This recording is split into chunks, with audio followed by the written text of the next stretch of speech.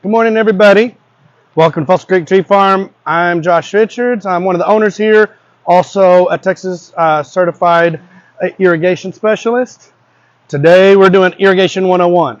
This is one of the most, we see more mistakes made on irrigation when it comes to care of plants and everything else. So we started putting on this class a few years ago, very, very popular. And now that it's starting to really heat up, this is where we really need to be watching our irrigation. So anyone want to venture a guess on what the number one usage of water in our houses is? It is irrigation. Anyone want to guess how much, what percentage of our household usage goes to our irrigation? I would say 2/3. You're pretty close. It's 30% goes on our lawns as opposed to 19% for our washing machines, 15% for showers. So we're using, our lawns get double the amount of water that we get for showering. So it's really important, if we're using this much water, we want to make our systems as efficient as possible. So today we're going to go over the different parts of the irrigation system, all the basic parts of the irrigation system, proper setting of the controller. That's the one that gets us all. We're like, what is seasonal adjustment? What is a program? What run times and all that stuff? We're going to cover all that and how to figure things out. And we're going to do some basic troubleshooting. So let's start off with the parts of the irrigation system. I'm going to start at your water meter and go out from there. So coming off of your water meter, which is usually somewhere out right by the street, there's going to be a green box. And it's going to have a ball valve that looks like this. It will have separated. This is going to shut off. There's going to be two. One's going to shut off all the water to your house. One is going to shut off your irrigation system. It will have had a split, so there will be a shut off for your irrigation system without having to shut off the whole house.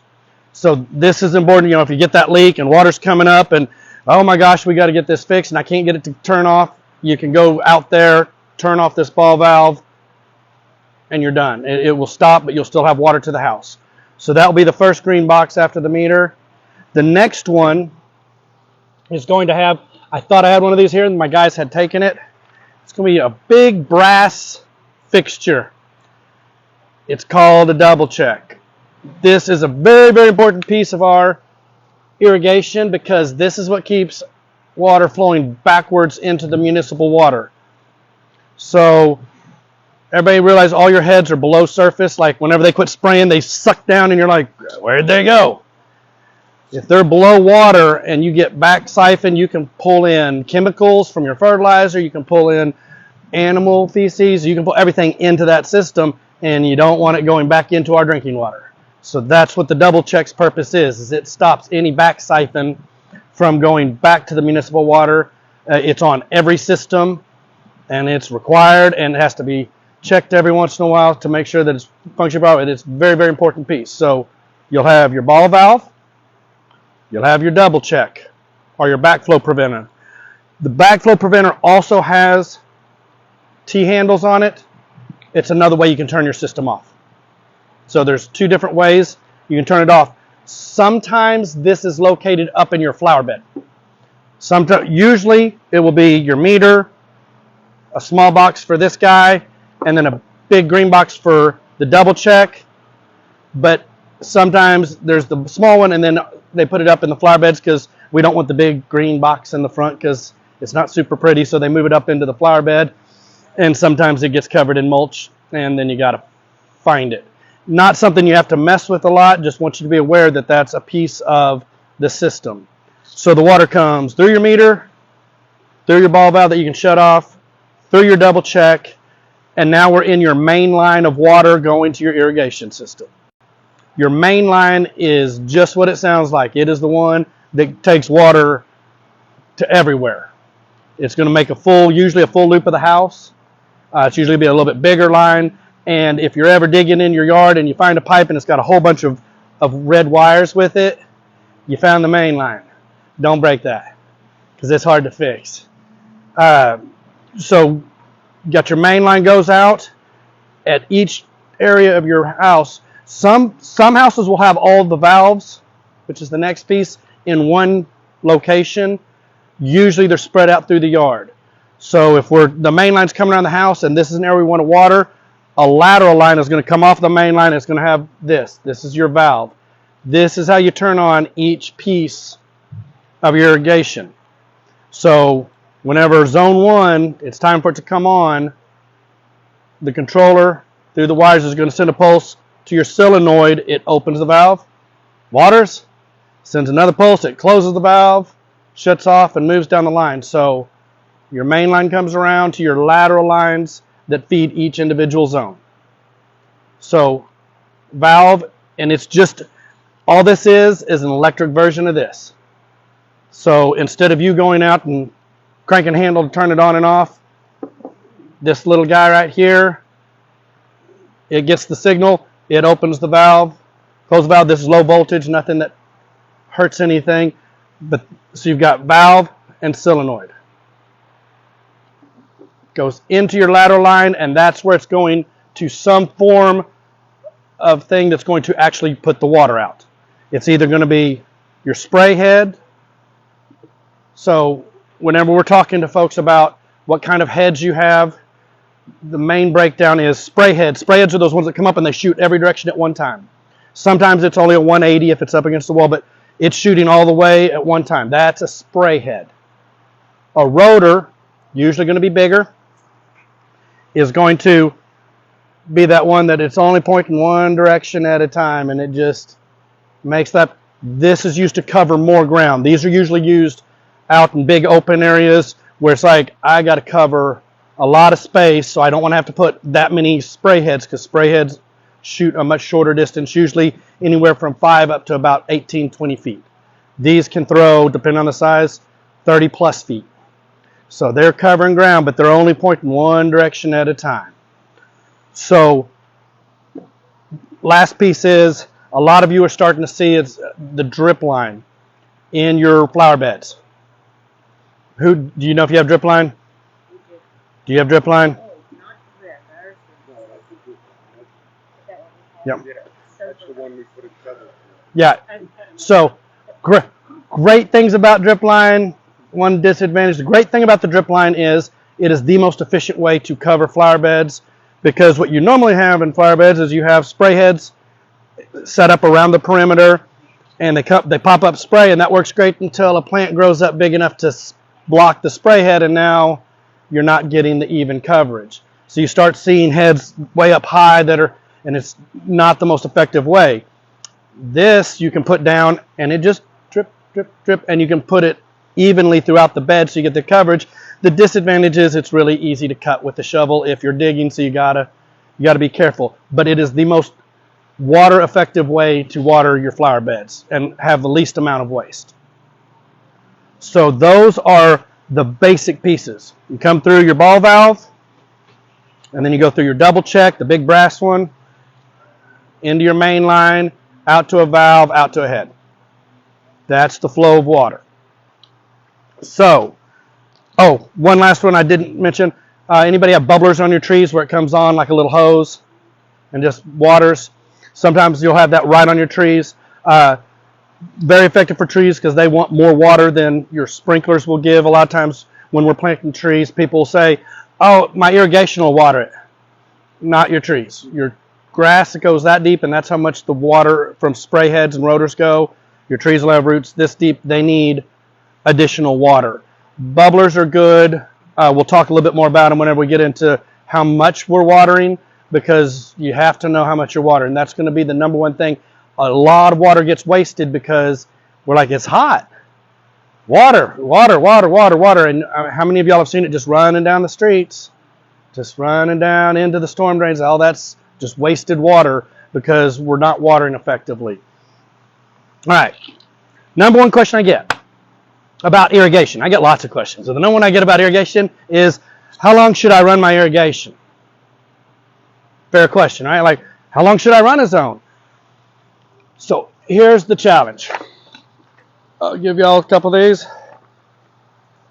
If y'all want to look. If you'll look at the highlight, if you look at the highlighted line, That is gallons per minute that head puts out. This is a spray head. As you go down that line, each of those is a different head. They all fit on this body. So I can water anywhere from 1.69 gallons per minute to 5.81 gallons per minute with this head. There's nothing good or bad about high flow, low flow, depending on what you're doing, but that makes it really hard for me as an irrigator to go, run it for 10 minutes. Well, I either had you run it for, 16 gallons, or I had you run it for 58 gallons. I don't know how long to tell you to run your irrigation. I can make guesses, but it really comes down to knowing how much water you're putting out. On an average watering, we want to water about half an inch. Here you go, sir, for you. I know y'all all got here and you're like, let's do math today. I love math. Math's hard. You want one? Megan, would you like one also? Okay. So how long should I run? Here's the challenges are the flow rate of the head or the nozzle. As you see, there can be a big range. Also the pressure at your house. We will get into these new developments where it's the first 20, 30, 50 houses they're building and the pressure's like off the charts. And then we get into some areas where it's been built out, lots of houses, and pressures come way down. So pressure makes a big difference on how much we're getting. But let's just do some math. Let's say we go in the middle here and we're going to pick, let's say we have a spray head that does 3 gallons a minute. Okay? And we're going to run it for, and how many heads do we normally have? Most of our spray heads, anywhere from 5 to 8 heads will be on a zone. They don't take as much pressure, so you can put more of them on a zone. So let's say we put 5. So now we got 3 gallons times 5. So my zone is running 15 gallons per minute. Then I'm going to run it for 10 minutes. That's a little long for a spray zone, but it also makes for easy math, and I like easy math. So let's say we run it for 10 minutes. So now we just used 150 gallons to run that zone. That's one zone. And then how many zones? Anybody here have a one zone system? How many zones do you have? Do you have an idea? 6. To say 6 is pretty average. I mean, depending on the size of your yard, it all just 6 to 12 is average. Let's just say it's a smaller system, 6 zones. So now we're running 900 gallons per watering cycle.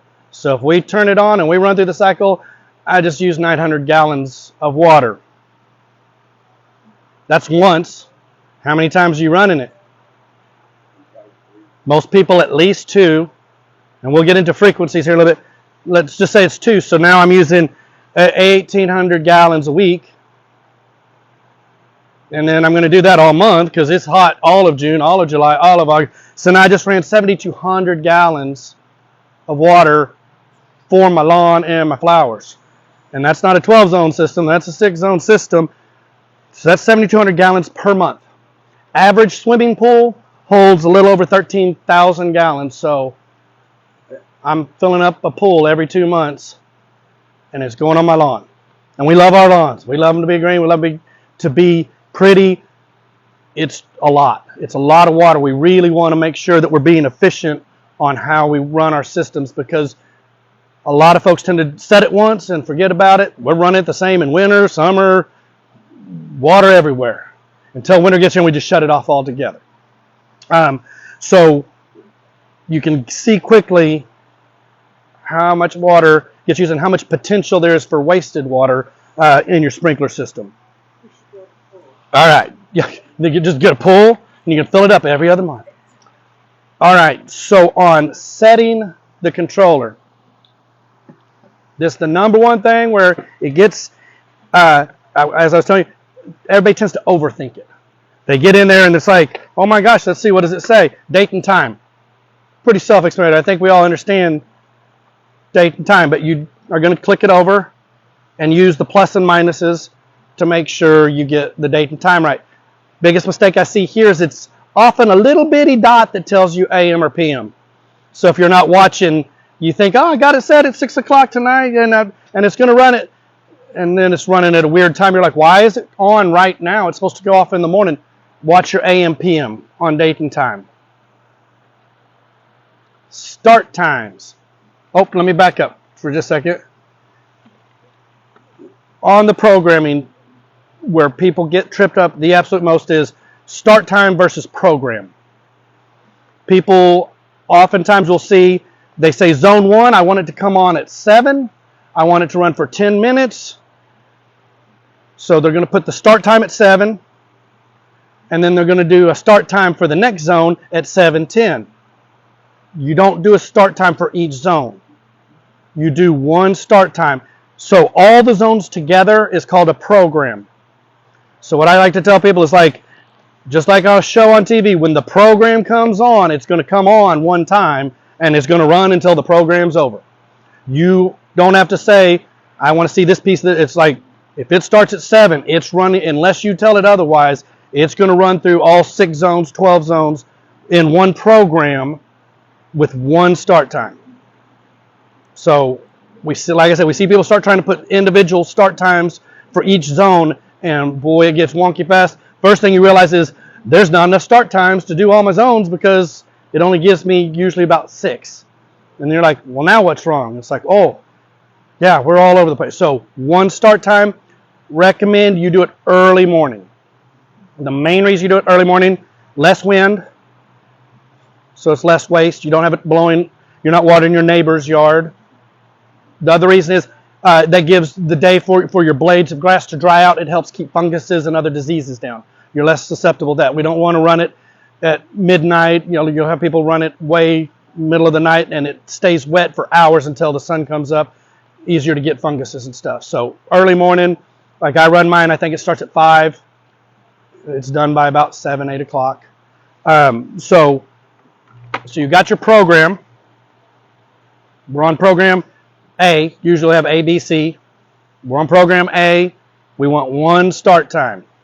So you say, and double check your AM and PM again, because it's still that little bitty dot telling you. AM, PM, make sure it's right, and it's going to run all the way through your program. Why do they have more than one program? Sometimes you want to water your flower beds different than you're watering your lawn. That's going to be one of the biggest breakups you have is, I've got a lot of brand new stuff and it's real delicate and I need a little more water. I don't want to water my lawn 3 times a week, but I want to water my flower beds 3 times a week. 2 different shows, 2 different programs. So now I got the show where I'm going to water my grass, and I'm going to do that as a program with its own start time. Now follow me, because this is the trickiest part. You can't have 2 programs running at once. This is where it's not like TV, where if I just click over, it's running over here, and nope. You have to wait until the one program is finished. Think about it. It's like the old days where we only got 1 channel. We didn't have 584 channels worth of nothing to watch. We only got 4, 5, 8, and 11, I guess. So we had 4 channels. But think about this. You only have 1 channel. You only have 1 system, so I can only run 1 program. So if I start one at 5 and it goes till 7, I need to do mine the other time or other days, because that's the next one. You got start time. Oh, on this one it's after, but you'd have days to water. Monday, Wednesday, Friday, Tuesday, Thursday, Saturday. You can run your programs opposite days to make sure if you still want to run everything at 7 in the morning, you can do that. So days to water, they can be tricky. Some of them have like a little drop that shows up over the day. Some of them do a circle with an X. It's meaning you're not watering that. So you want to pay attention how you're setting the days to water. The reality is twice a week during the summer is what you need.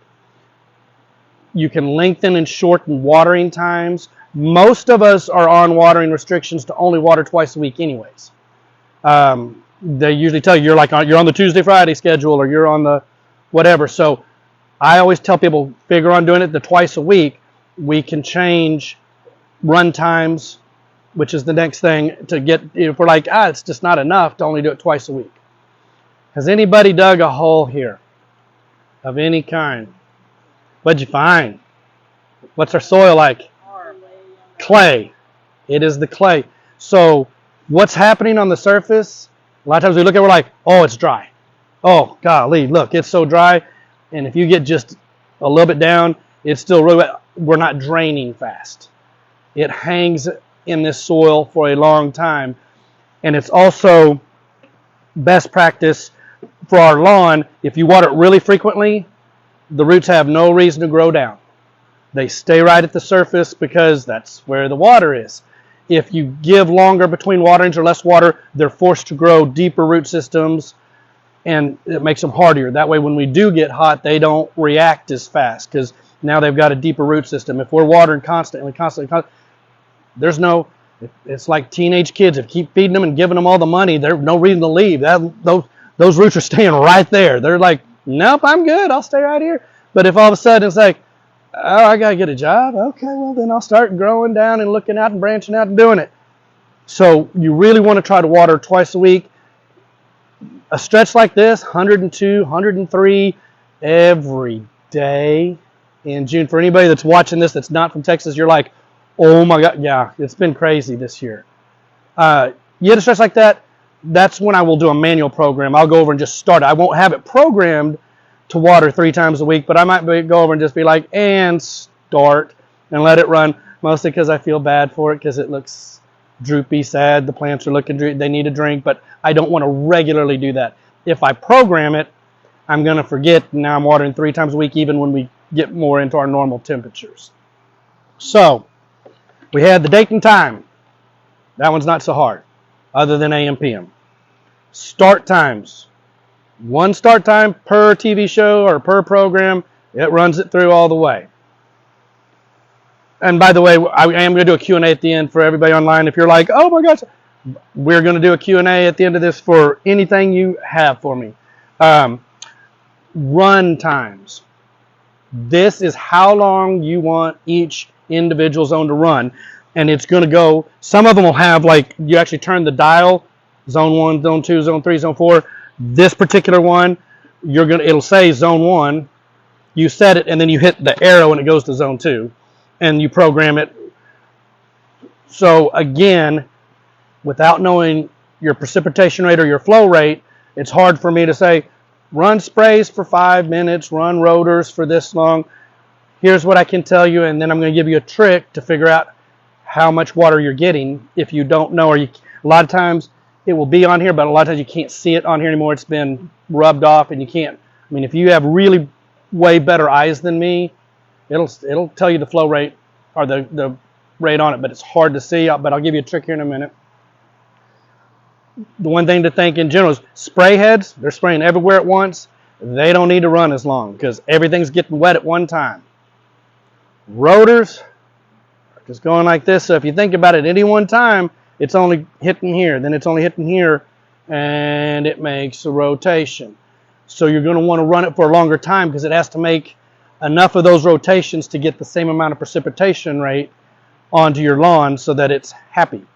So most of my spray zones are running between 5 and 8 minutes. My rotor zones, a lot of them are running 30 to 40 minutes because they're just, again, covering a lot of ground, but only in one direction at a time. Drip, our lovely drip, it literally is going drip, drip, drip, drip. You're going to be running this for a while too. Now there's holes all along it, and each one of them is dripping, but again, you're going to be running oftentimes 30, 40 minutes on drip because even though it's hitting everything at once, it's just barely dripping out. So whenever we talk about flow rates, these are done in gallons per minute. Drip is done in gallons per hour. So what that will tell you is if you go to Home Depot and you're buying some drip irrigation and it says 9 GPH, that's one hole is going to give you, I'm sorry, not 9.9 is what it'll be, is going to give you just shy of a gallon in an hour. Now, you got multiple holes, so more water is going out than that, but that gives you an idea of just how slow it is when it's going out. All right, so we've got our date, we got our program versus start time. We know the difference.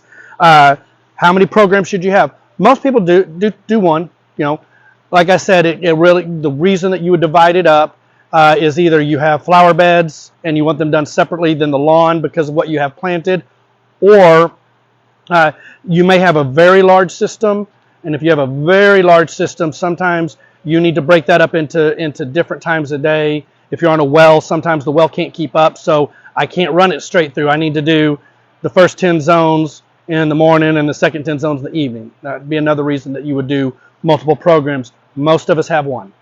And then we just adjust how much water is going out by how long we run each one. Does that make sense? Okay. So run times, water day. The other two that you're going to use on here, there's one that we really don't mess with, and I'll explain that, but seasonal adjustments. All right. Seasonal adjustments, super, super, super handy. Because you spend all this time out in your garage where it's really hot, you're sweating, and you're programming all this, and you figure out you get it all just right, where you get the minute set, the start time set, and everything's great, and then the weather changes. Now it's fall. Well, I don't want to run it that long, so does that mean I have to go back to each zone and go, well, now I only want to run this many minutes, I got to do this, I got to do that, and now I have to That's where the seasonal adjustment comes in. So a seasonal adjustment is, if in July I'm running it this many minutes for each zone, I can tell it in May I want to run 80% of that. And I put that seasonal, and so when I get to May, it's going to cut it back. So if I had it on 10 minutes, now it's going to run for 8 minutes. And I don't have to reprogram the whole thing. And I can tell it, when you get to October, go to 70 or 60 or 50 or less. You can program those seasonal adjustments where you don't have to start all over again. You're just saying, usually you're going to set it to the highest usage, which is going to be July, August, and then back down from there. At 100% in July, August, I want to run this many minutes. In the spring, I may be running 70%, and then it goes up until I get to July, August, and then the percentages come back down. The one thing it doesn't do on seasonal adjustment is change the number of days you're watering. So if you're watering twice, it's still going to water twice. When we get to wintertime, you're not wanting to water twice a week anymore. Eventually, you want to back that number of days down. Yes, ma'am.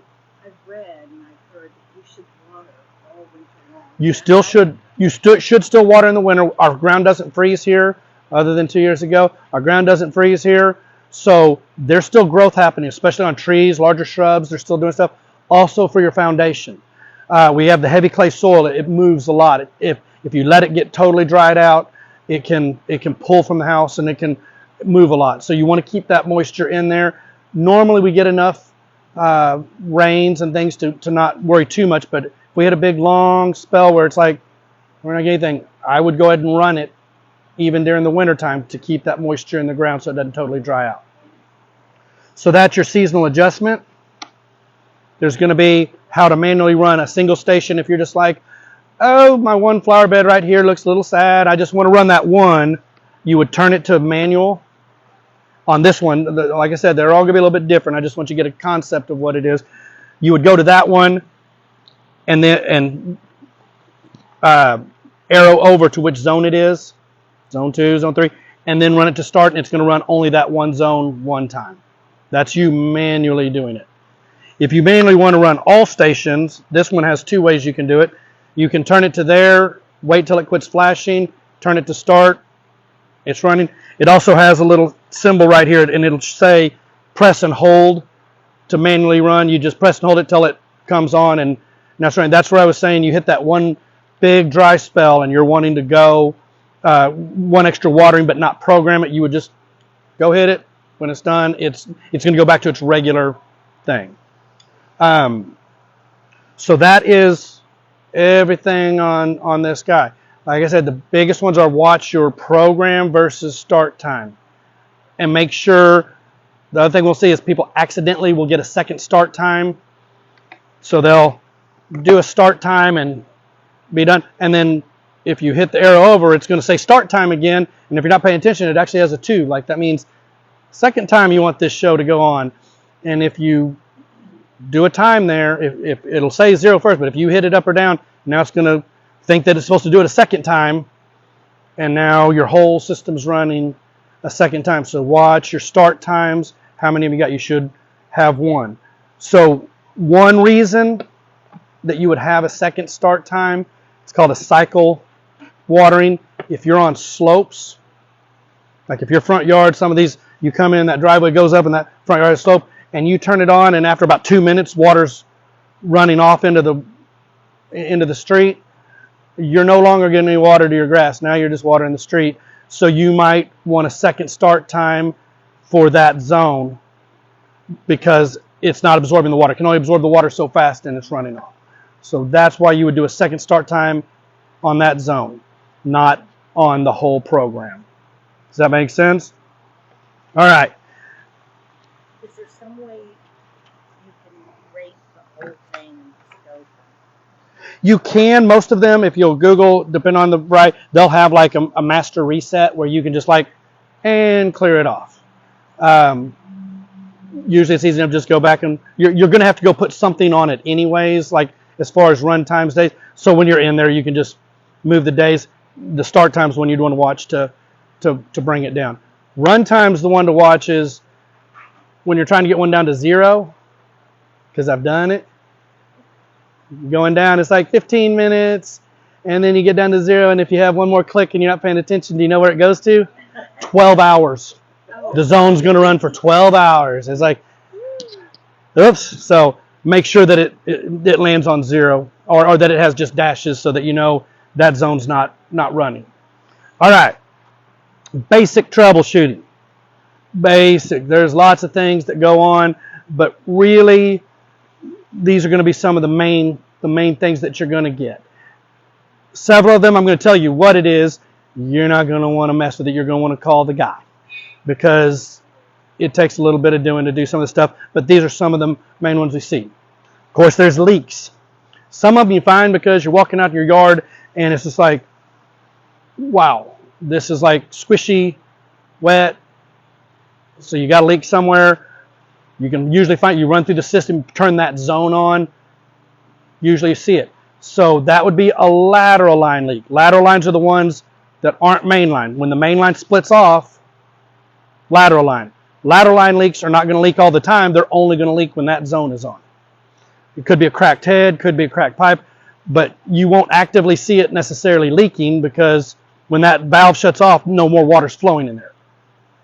Mainline leaks, typically easier to find because when you get a mainline leak, water's coming out. And it's coming out fast and there's a lot of it and it just bubbles up. The exception is if your house was built after a certain date in the city of Fort Worth or most cities around here, they made us put on what's called a master valve. So we have our ball valve by the meter, then we have our double check. Right after that, we have to put a master valve on. And it's just like it sounds, like it shuts the whole system off. So when the system turns on, master valve opens and then the first zone opens.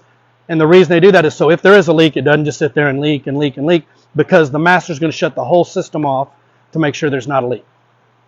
So if you think you might have a leak and you're not sure, it's like, I feel like, something's not right. The way to find out, the easiest is make sure everything's off in the house, no dishwasher running, no, everything's water-wise is off in the house, and go watch your meter. And it may take a minute. If it's a slow leak, if it's a numeric one, it may take a minute to click over. But if you've got everything off in the house and water's still leaving, you got a leak somewhere. Maybe irrigation, maybe house, but that means water's still leaving. Some of them will have a red triangle that just rotates. You got to watch it. And it's just like, okay, it's moving. If you're not moving there, then the leak, if there is a leak, it would be on the downstream side of your meter. So anytime you're like, my water bill is crazy, I think I've got a leak, shut it all off and go check there. But like I said, a lot of times the lateral lines, main lines, you find it because it's like, oh, you can see it. It's wet. Like there's a problem here. Heads aren't popping up all the way. Like you go out and it's like, they're just kind of like, oh, they're kind of coming up and they're kind of spraying, but not really, not like going. That's a pressure problem. A couple things that'll cause pressure problems. One is a break somewhere. So like if you have a break in the line and maybe it hasn't shown up above ground yet, but like all the heads aren't coming up like they should, it's going to be a break in the line, possibly. Could be a pressure problem house-wide. That's when you go inside, turn on your shower, turn on something, it's like, do I have low pressure altogether? Something going on where I just have low pressure. It could also be that, if you have something else on, depending on how much water pressure your house has, if you've got the washing machine going and someone's taking a shower, you're all pulling off the same meter. You'd be like, oh, which is another good reason you want to set the program early enough that it's done before everybody hits the showers and you start your day and get everything going. So you can have low pressure that way. But usually it's going to be a break if it's one head, like all the rest of them are doing great, and this one goofy one over here is just not. Something's usually blocking that one head. It's got something up in the, there's actually a filter in the top of the head. So this sits on top of that guy down in the body, and this got something in it. Usually if a system gets a clog like that, it's usually right after a break has been repaired. It's because it's a closed system. Stuff can't really get sucked in there. Like once it's run for however long, it's usually good. But once you do, it's pretty common. It's like, oh, I just fixed this break, and now it's because dirt got in the lines during the repair, and it's got to get it out. One trick for that, this is one you can do, is when that head's just kind of halfway up and it's not doing its thing, or sometimes it's spraying out and like there's a gap in the middle of the spray. There's something in there. Very carefully, because you can break it. Step here and push it down a couple times straight down. If you go sideways, now you got a bigger problem than your head not spraying right. But there's the screen in here will filter. If you go down a couple times, a lot of times you can break up that particle and it'll spit out, and now it's spraying better. Okay. I just lost it. If your head isn't spraying the right way, it's like grass over here, it's watering my driveway over here. Do not grab this piece. Don't grab the small piece and twist. That is static. You want to get down to the body, down to this piece. So dig out and twist it there to get it back to where it's supposed to go. And this happens between mowing and running over it with a wheel or just ground settling. You'll get it where it's like, it's kind of just spraying partially on the driveway. Don't grab that top part. You can crack it. You want to turn the body just a little bit till you're back on track. Let's see. Zone won't turn off. We'll get this where they're like, when I start the system, when it gets to zone 3 stays on, and then zone 4 comes on, and zone 3 is still on, and then zone 5 comes on, and zone 3 is still on. There's another time when you'll see low pressure where you're like looking here, I got low pressure, look everywhere else and make sure you don't have a zone stuck on. This happens a couple ways. One is now something's blocking the valve. Again, that's just a ball valve in there, so if you get something in there and it blocks it, just stays open. It's like, oh, I can't close, so I'll just stay open. Or the solenoid's bad. It's no longer sending a signal to close. So now it's just stuck open. This can be replaced. This is something, if you're semi-handy, you can replace a solenoid. It just screws onto the top. That's it. So you just screw it on and put the 2 wire nuts on. If you're not semi-handy, you can mess up a whole lot of things on your valve, so call the guy. But solenoid, if it's just not opening, not closing, not opening, not closing, try this. You can also try opening, taking this off, turn the system on again. Water's going to come shooting out of here. Sometimes it'll get a blockage out. So those are some of the ones I would say you can work with, do with. Other ones like mainline brakes, things like that, you don't like. It gets hard. You want to get someone out. I'm just telling you what to watch to know what's going on. So that way, if you do have the guy out, you can kind of know what to expect. It's like, hey, this is what it's doing. This is what it might be. Head spraying the wrong direction. We talked about. The other thing is, hey, the head's spraying way far and leaving this dry, or it's all spraying right here, not going out. On the top of these, a little set screw. You need a little bitty screwdriver like this, and while it's running, you can adjust it, and it'll help it throw farther, shorter. where it's like, hey, I'm getting to the edge, but I'm actually throwing farther than I need. It's out on the sidewalk now. That's not where I want it. You can come dial it down just a little bit. Make sure you're staying on track. If you have a head that's just facing the wrong, like it's leaning back, leaning forward, usually by the driveway. I'm not saying everybody drives off the driveway, but just not all. Most of your systems are going to be set up where the last little bit of pipe coming to the head, it's called funny pipe. It's flexible. We use this so that, like, if a mower runs over it, it just pushes down, pops back up. If it was sitting right on the pipe, you would crack everything. So oftentimes, if you're along the driveway, if you just got one that's just lean back like it, if you'll dig out around and easily, don't manhandle, you can put it back straight. It's, they just get worked one way or the other. Usually it's because something drove over the edge, like one corner of it, and just kind of tilted it back. All right. If you're going to replace a head, you're like, oh no, I set my mower too low and I broke it. None of us have ever seen that happen, right? Where it just, head's gone. If you're going to go get a head to replace it, this is where you want to make sure you're getting the right head that matches what you're doing. Because if I go get a 5 gallon per minute head and I put it on and all the rest of my heads are 1 gallon per minute heads or 1.5, I'm going to end up with this big wet spot. So you want to know, again, oftentimes they're going to be color coordinated so you can make sure that way, but try to find the same type of head, like look, and there'll be numbers you want to match up, and then the same color heads your other ones have. You want to try to make sure that you're in the range, because again, you're going to have a huge difference. So precipitation rate, or how are we on time, Megan? I don't even know what time it is. 10 minutes.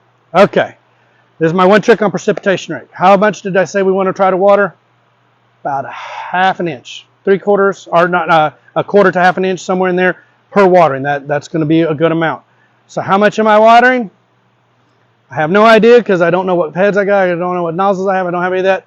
And I'm not lying. This is what a professional is going to do. He's going to come out there and we're going to have little cans, straight edge cans, not tapered either way.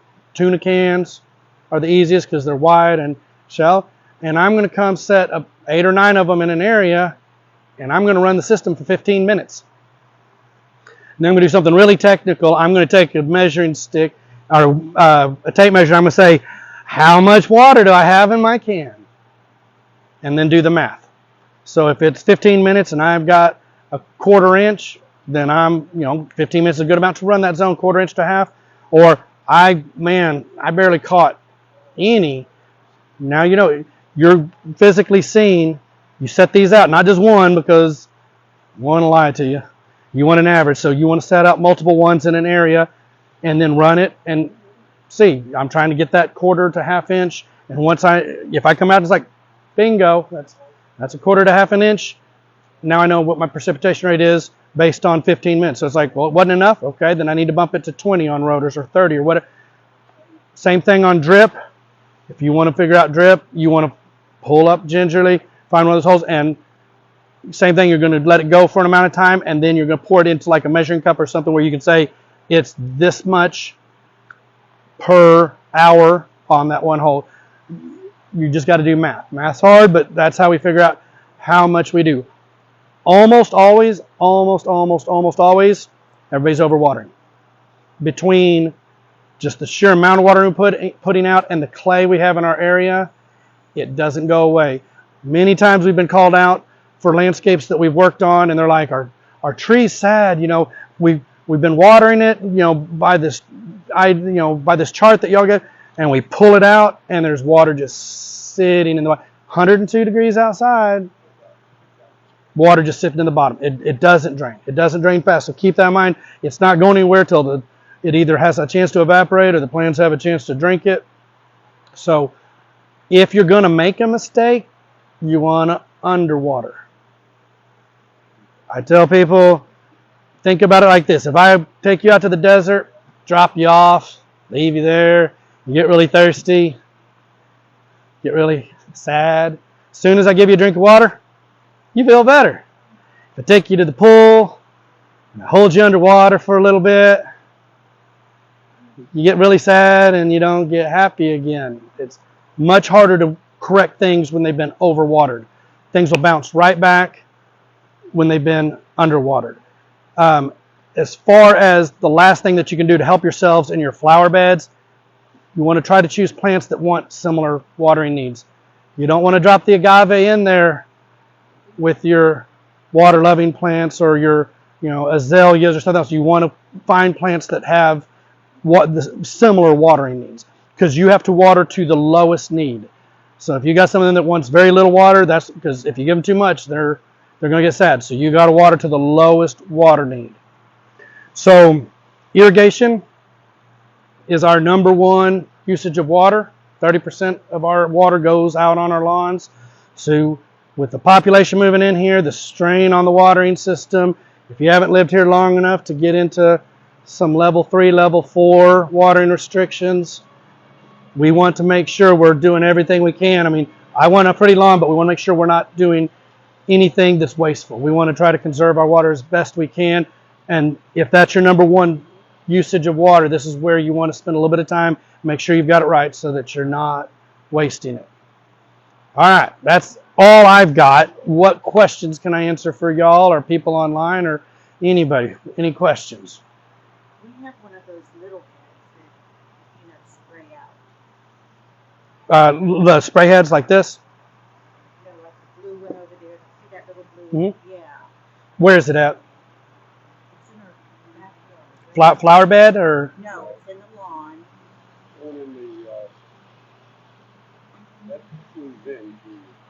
Yeah, this goes into this. Now, sometimes you'll have just a tall pole, and this is down in the ground, so it's still connected. You just have this long extension to get up and over something usually. How do you change the direction? Now, this, same thing. You want to dig down and find the body and turn.